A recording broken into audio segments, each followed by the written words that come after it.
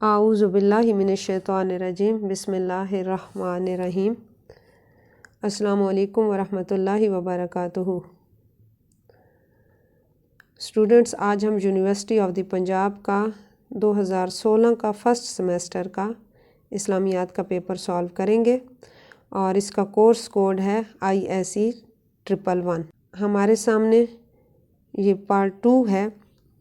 جو سوال نمبر 2 سے شروع ہو رہا ہے۔ پارٹ 1 میں سوال نمبر 1 جو MCQs ٹائپ کا ہوتا ہے، جس میں آپ کو ایک درست جواب پر درست کا نشان لگانا ہوتا ہے۔ تو سوال نمبر 2، درج ذیل سوالات کے مختصر جوابات دیں۔ یہ 2 نمبر کا ایک سوال ہے۔ نمبر 1، اسلامی تہذیب کے عناصر لکھیے۔ تو اسلامی تہذیب کے عناصر درج ذیل ہیں۔ آپ لوگوں کو ارکان اسلام معلوم ہے، بس وہ اسلامی تہذیب کے عناصر میں آپ لکھ لیجئے گا کہ کلمہ شہادت، نماز، روزہ، زکوٰۃ اور حج۔ اسلامی تہذیب کے عوامل میں عقائد اسلام اور اسلامی تہذیب کے عناصر میں ارکان اسلام، یہ یاد کر لیجئے گا۔ جی، سوال نمبر 2 ہے، ترجمہ کیجئے۔ انما المؤمنون اخوۃ۔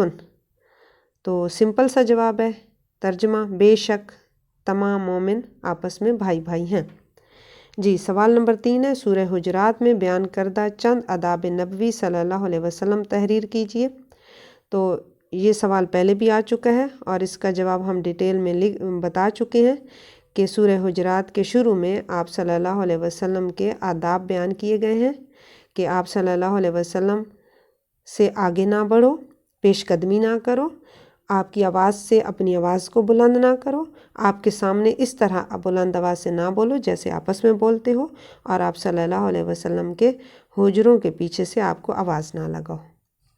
جی، سوال نمبر 4 ہے، حدیث کا مفہوم واضح کیجئے۔ یہ سوال بھی پہلے آ چکا ہے۔ اس میں پہلے حدیث کا لغوی مفہوم بتاؤ گے اور اس کے بعد حدیث کا اصطلاحی مفہوم۔ یہ بھی پڑھ چکے ہو کہ حدیث کا لغوی مفہوم، حدیث کا لفظ حدث سے ہے اور اس کے معنی، لغوی معنی جو ہیں وہ بات چیت اور گفتگو کے ہوتے ہیں، اور نئی بات کے لیے بھی حدیث کا لفظ استعمال کیا جاتا ہے، اور اس لیے اس لفظ کو حادثہ جو ہے وہ اسی حدیث سے ہی حادثہ بھی ہے کہ وہ ایک نیا واقعہ وقوع پذیر ہو جاتا ہے۔ تو لغوی مفہوم بات چیت اور گفتگو کے ہیں، اور اصطلاحی مفہوم میں آپ صلی اللہ علیہ وسلم کے قول، فعل اور تقریر کو حدیث کہتے ہیں۔ تو اس لحاظ سے پھر آگے حدیث کی 3 اقسام ہو جاتی ہیں، قولی حدیث، فعلی حدیث اور تقریری حدیث۔ بہرحال آپ لوگوں نے حدیث کا لغوی اور اصطلاحی مفہوم ادھر بتانا ہوگا۔ سوال نمبر 5 ہے، میثاق مدینہ سے کیا مراد ہے؟ تو میثاق مدینہ سے مراد مدینہ میں کیا گیا وہ عہد نامہ ہے، مدینہ منورہ میں کیا گیا وہ میثاق ہے یا وہ عہد ہے جو مدینہ میں رہنے والے تمام لوگوں کے درمیان، جن میں یہود اور مشرکین عرب بھی شامل تھے، ان سب کے ساتھ ایک معاہدہ حضور صلی اللہ علیہ وسلم نے طے پایا تھا جو میثاق مدینہ کے نام سے مشہور ہے۔ اور سوال نمبر 6 ہے، وضاحت کیجئے وَقَرْنَ فِي بُيُوتِكُنَّ۔ اس سوال کا جواب بھی پہلے ہم پڑھ چکے ہیں کہ اپنے گھروں میں ٹھہری رہو، اپنے گھروں میں ٹکی رہو۔ یہ پردے کی آیات ہیں، سورہ احزاب کی آیت نمبر 33 میں سے لی گئی ہیں، اور خواتین کے بارے میں یہ حکم آیا ہے۔ اور سوال نمبر 7 ہے، مرکب اضافی اور مرکب توصیفی میں فرق واضح کریں۔ یہ نیا سوال ہے۔ اب مرکب اضافی کیا ہے اور مرکب توصیفی کیا ہے، پھر ان میں کچھ باتیں جو ہیں وہ کامن ہوں گی، جو بات ان میں ایک دوسرے سے الگ ہوگی وہی ان کا فرق ہوگا۔ تو پہلے آپ لوگ لکھو گے کہ مرکب اضافی کیا ہے۔ مرکب اضافی اور مرکب توصیفی یہ دونوں جو ہیں مرکب ناقص کی اقسام ہیں۔ مرکب ناقص سے کیا مراد ہے کہ مرکب ناقص 2 الفاظ، 2 یا 2 سے زیادہ الفاظ کا مجموعہ، لیکن اس میں نقص پایا جائے، یعنی کہ مکمل جملہ نہ ہو۔ مثلا نیک آدمی، اب ہمیں یہ معلوم نہیں ہے کہ وہ نیک آدمی جو ہے وہ کوئی کام کرتا ہے یا نیک آدمی جا رہا ہے یا نیک آدمی سویا ہوا ہے، بس نیک آدمی، تو جملہ ایک ادھورا ہے۔ تو یوں سمجھ لو کہ اس میں تھوڑا نقص پایا جاتا ہے، اس لیے یہ مرکب ناقص کہلائے گا۔ اسی طرح لڑکی کی کتاب، اب یہ نہیں معلوم کہ لڑکی کی کتاب گم ہو گئی ہے یا لڑکی کی کتاب جو ہے وہ خوبصورت ہے یا کیا ہے، ادھوری بات ہے، تو یہ جو ادھوری بات ہے یہ مرکب ناقص کہلاتی ہے۔ تو مرکب ناقص کی اقسام جو ہیں وہ ان میں ایک مرکب اضافی ہے، یہ مرکب ناقص کی مشہور اقسام ہیں، ایک مرکب اضافی اور ایک مرکب توصیفی۔ اب مرکب اضافی کیا ہے؟ تو مرکب اضافی مرکب ناقص کی وہ قسم ہے جس میں جو دو اجزاء سے مل کر بنتی ہے اور اس کے دونوں اجزاء جو ہیں وہ اسم ہوتے ہیں اور پہلے جزو کی نسبت دوسرے جزو کی طرف کی جاتی ہے، اور پہلے جزو کو مضاف کہتے ہیں اور دوسرے جزو کو مضاف الیہ کہتے ہیں، اور پہلا جز یعنی کہ جو مضاف ہے وہ نکرہ ہوتا ہے، معرفہ نہیں ہوتا، یعنی کہ اس لفظ کے اوپر لام تعریف کہتے ہیں الف لام کو، الف لام ال، جیسے کتاب ہے تو یہ کتاب جو ہے وہ نکرہ ہے، اگر ہم اس کو معرفہ بنانا چاہتے ہیں یا اس کے اوپر لام تعریف لگانا چاہتے ہیں تو پھر ہم کیا لکھیں گے؟ الکتاب۔ تو جو مضاف ہے، جو مرکب اضافی کا پہلا حصہ ہے، اس میں لام تعریف نہیں لگاتے، اور وہ لام تعریف یعنی کہ وہ خاص نہیں ہوتا، معرفہ نہیں ہوتا، نکرہ ہوتا ہے، جبکہ مضاف الیہ جو ہے وہ معرفہ بھی ہوتا ہے، یعنی کہ وہ اس پر لام تعریف بھی لگائی جا سکتی ہے، یا وہ معرفہ بھی ہوتا ہے، وہ لفظ خاص ہوتا ہے، پہلا لفظ نکرہ عام ہوتا ہے، دوسرا لفظ خاص ہوتا ہے، اور پھر دوسری اس میں جو علامت پائی جاتی ہے وہ یہ ہوتی ہے کہ اس کے آخر میں زیر پائی جاتی ہے، جیسے کتاب اللہ۔ اب دیکھو کتاب ہے نکرہ، اس پر لام تعریف نہیں لگا ہوا، الکتاب نہیں ہے، کتاب۔ اللہ جو ہے یہ لفظ معرفہ ہے، اور اللہ ہی، یہ جو ہی کے نیچے زیر ہے یہ مضاف الیہ کی نشانی ہے کہ اس کے نیچے زیر ہوتی ہے، کتاب اللہ، کتاب اللہ، اللہ کی کتاب۔ اور اسی طرح خطوات الشیطانی، خطوات، اب یہ خطوات جو ہے یہ نکرہ ہے، الشیطانی، اب یہ دیکھیں شیطان کو خاص کر دیا گیا، معرفہ بنا دیا گیا الف لام لگا کر۔ تو یہ جو مرکب اضافی ہے اس کا پہلا جز جو ہے وہ نکرہ ہوتا ہے، دوسرا جز جو ہے وہ معرفہ ہوتا ہے، یعنی کہ مضاف جو ہے وہ نکرہ ہوتا ہے، مضاف الیہ جو معرفہ ہوتا ہے اور اس کے آخر میں زیر ہوتی ہے۔ اور اسی طرح نور السماواتی، اب نور السماواتی، السماواتی یعنی کہ الف لام کا بھی اضافہ ہوا ہے اور سماواتی زیر کا بھی اضافہ ہوا ہے۔ تو یہ مرکب اضافی ہے، دو اجزاء، پہلے جزو کی نسبت دوسرے جزو کی طرف ہوتی ہے، اور پہلا جز مضاف کہلاتا ہے، دوسرا جز مضاف الیہ کہلاتا ہے، پہلا جز نکرہ ہوتا ہے، دوسرا جز معرفہ ہوتا ہے، اور اس کے آخر میں زیر ہوتی ہے۔ یہ تو ہو گئی مرکب اضافی، اور اردو میں اس کی پہچان کا ایک خاص طریقہ ہے کہ چونکہ ایک جز کی نسبت دوسرے جز کی طرف ہوتی ہے تو درمیان میں جو ہے وہ کا کی کے، مثلا کتاب اللہ، اللہ کی کتاب، خطوات الشیطان، شیطان کے قدم، اسی طرح نور السماواتی، آسمانوں کی روشنی۔ آگے اگر دیکھتے ہیں تو صلاۃ الفجر، فجر کی نماز، تو یہ کا کی کے جو ہے اردو میں اس کی خاص پہچان ہے۔ جی، دوسرا ہے مرکب توصیفی۔ اب مرکب توصیفی بھی مرکب ناقص کی قسم ہے، یہ بھی دو اجزاء سے مل کر بنتا ہے، اس کے پہلے جز کو جو ہے وہ موصوف کہتے ہیں، دوسرے جز کو جو ہے صفت کہتے ہیں، اور اس میں کیا ہوتا ہے، اس میں جو ہے وہ ایک جو ہے پہلا ایک جو ہے دوسرے جز کی کیفیت بتاتا ہے، یعنی حالت، صفت یا کیفیت بتاتا ہے، یعنی کہ اچھائی یا برائی بیان کرتا ہے، ایک اسم دوسرے اسم کی صفت یا حالت یا کیفیت کو بیان کرتا ہے۔ تو جیسے الماء العذب، ماء پانی اور عذب میٹھا پانی۔ اب پانی کی جو صفت بتائی گئی ہے وہ کیا بتائی گئی ہے کہ وہ میٹھا ہے۔ اسی طرح رجل صالح، تو رجل آدمی اور صالح نیک، اب آدمی کی صفت بتائی گئی ہے کہ وہ کیا ہے؟ نیک ہے۔ تو اب آدمی کی صفت جو ہے وہ صفت اب بعد میں آئی ہے اور آدمی جو ہے وہ پہلے آیا ہے، تو آدمی کو اب کیا کہیں گے؟ موصوف کہیں گے، جس کی صفت بیان کی جاتی ہے اس کو کیا کہا جاتا ہے؟ موصوف۔ تو مرکب توصیفی میں موصوف پہلے آتا ہے اور صفت جو ہے وہ بعد میں آتی ہے۔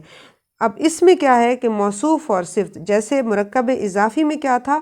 کہ مضاف یا تو مضاف نکرہ ہوتا ہے، مضاف الیہ معرفہ ہوتا ہے اور اس کے آخر میں زیر ہوتی ہے، لیکن مرکب توصیفی میں اگر صفت نکرہ ہے تو موصوف بھی نکرہ ہوگا،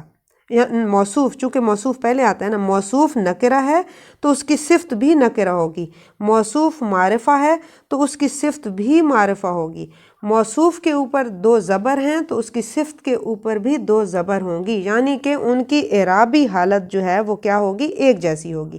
تو اب فرق سامنے آ گیا۔ مرکب اصل تو کوسچن یہ تھا نا کہ مرکب اضافی اور مرکب توصیفی میں فرق واضح کریں،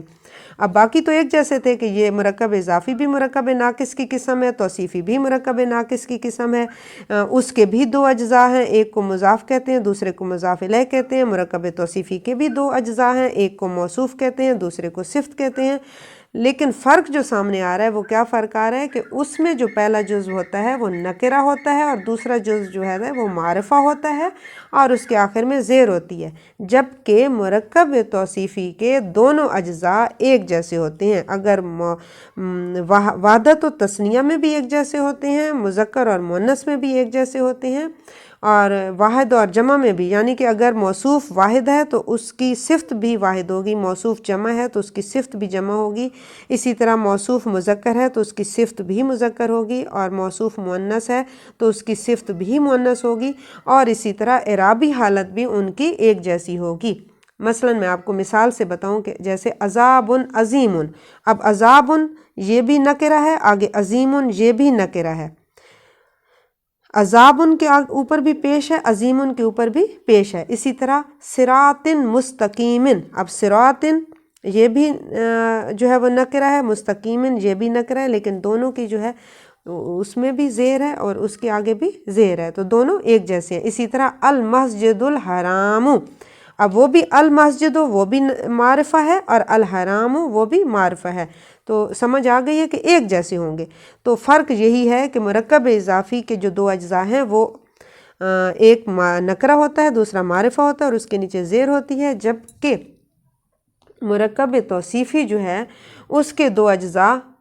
ہر لحاظ سے ایک جیسے ہوتے ہیں، یعنی کہ اعراب کے لحاظ سے بھی ایک جیسے ہوتے ہیں اور واحد اور تثنیہ کے لحاظ سے بھی ایک جیسے ہوتے ہیں، اگر ایک معرفہ ہو تو دوسرا بھی معرفہ ہوتا ہے اور ایک نکرہ ہو تو دوسرا بھی نکرہ ہوتا ہے۔ جی، اس کے بعد ہے سچے تاجر کا انجام کن لوگوں کے ساتھ ہوگا، یہ کوسچن بھی بار بار آ چکا ہے اور آپ لوگوں کو یہ اچھی طرح آتا ہے۔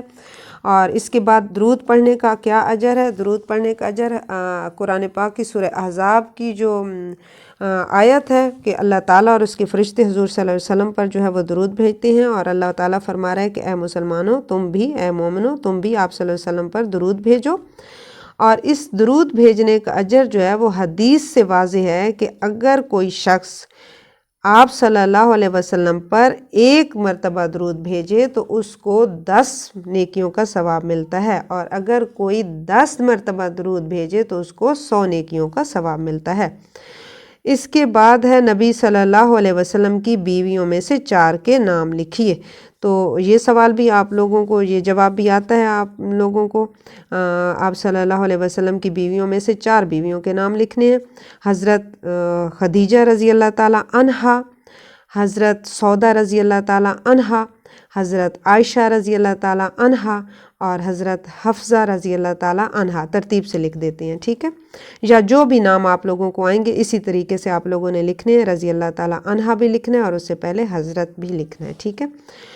جی، اس کے بعد ہے سوال نمبر 3، اور یہ سوال نمبر 3 اور سوال نمبر 4 یہ 15 نمبر کے 2 سوال ہیں۔ اس میں آپ پہلے جو پیپر ہم نے سالو کیے تھے ان میں کیا تھا کہ 3 سوال دیے ہوئے تھے 10 نمبر کے، اور اب جو ہے وہ 2 سوال دیے ہوئے ہیں 15 نمبر کے۔ کہ سوال نمبر 3 ہے عصری تہذیبی کشمکش کا مفہوم واضح کیجیے اور مسلمانوں پر اس کے کیا اثرات مرتب ہو رہے ہیں۔ اب اس کے 2 حصے ہیں، پہلے عصری تہذیبی کشمکش کا آپ لوگوں نے مفہوم، عصری کہتے ہیں موجودہ کو، یعنی کہ موجودہ دور کی، اور تہذیبی کشمکش یہ جو تہذیبوں میں، اور تہذیبوں میں جو بہت ساری تہذیبیں ہیں لیکن ان کو 2 حصوں میں تقسیم اب کر دیا گیا ہے، اور وہ دو حصے کون سے، ایک مغربی تہذیب اور ایک اسلامی تہذیب۔ اب ان میں جو کشمکش ہے، ان میں جو تصادم ہے وہ کیا ہے، اب پہلے اس کا مفہوم واضح کرنا ہے، اور پھر ان کا جو تصادم ہے ان میں، ان پر مسلمانوں پر اس کے کیا اثرات مرتب ہو رہے ہیں، اس کو آپ نے ڈیٹیل سے بتانا ہے۔ اور اسی طرح سوال نمبر 4 ہے، سیرت النبی صلی اللہ علیہ وسلم کی سیرت طیبہ کے مطالعہ کی اہمیت واضح کیجیے۔ تو آپ صلی اللہ علیہ وسلم کی سیرت طیبہ کا مطالعہ کیوں ضروری ہے، اس کی کیا اہمیت ہے، یہ آپ لوگوں نے جو ہے وہ پہلے سیرت کا لغوی مفہوم بتاؤ گے، پھر اس کے بعد سیرت کا اصطلاحی مفہوم بتاؤ گے، اور پھر آپ لوگ کوسچن میں بتاؤ گے کہ سیرت طیبہ کے مطالعہ کی اہمیت کیوں ہے، یا کیوں ضروری ہے اہمیت، تو اس میں آپ لوگوں نے پھر پوائنٹس دے کر اس سوال کا جواب دینا ہے۔ وآخر دعوانا ان الحمد للہ رب العالمین۔